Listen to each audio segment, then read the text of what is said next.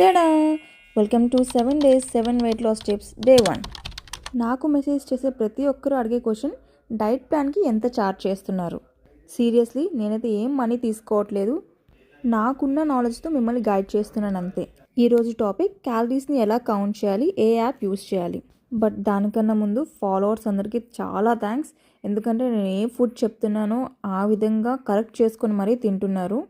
Fancy diet plans అస్సలు నేను suggest చేయను ఎవరికి.